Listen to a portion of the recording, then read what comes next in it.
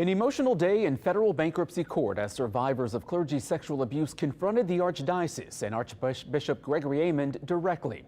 The judge called their testimony the most important part of the case, and our chief investigative reporter David Hammer is live at the courthouse with what he witnessed today. David, good afternoon to you.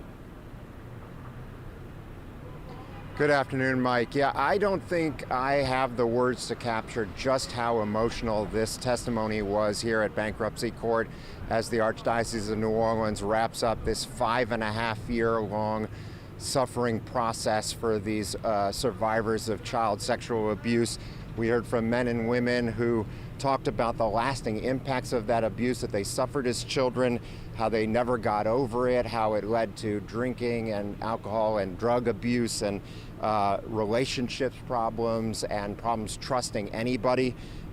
So far, we heard from 8 survivors of childhood sexual abuse by priests, and they testified to Judge Meredith Grable in the court today, who's deciding on the validity of this bankruptcy settlement. Technically, they're here to testify about that, about the $230 million settlement that's now being considered by Judge Grable. But really, this was about them getting the chance to tell their story of abuse directly to Archbishop Gregory Amond, who sat in the front of the courtroom.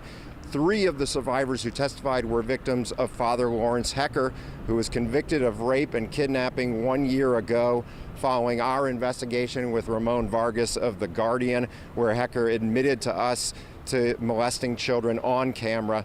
One of the men who testified was Neil Duhan, Hecker's rape victim, who thanked us for our investigation, and District Attorney Jason Williams for prosecuting Hecker, who died a week after he went to prison at age 93. Now, Duhan and several other survivors also criticized Archbishop Amond for how he handled the crisis. Duhan said, quote, "I'm not looking for, 'I'm sorry this happened to you.' An apology like that is superficial. I want to see examples. What would Jesus do?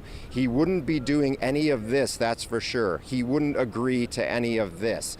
And when he said that, he was talking about this whole bankruptcy process where they're valuing claims from victims, putting money values on all of this stuff, and spending over $50 million on lawyers. He said that Jesus would not have countenanced that.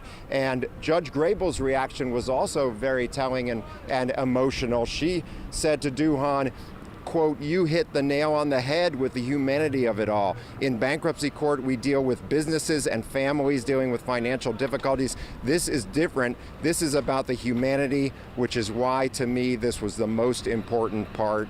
And Mike, we expect to hear from 21 total survivors today, men and women, talking about what happened to them as children and how it's affected them throughout their entire lives. And so we'll have more on this coming up at 5 and 6 tonight, and more on WWLTV.com as well. Back to you, Mike.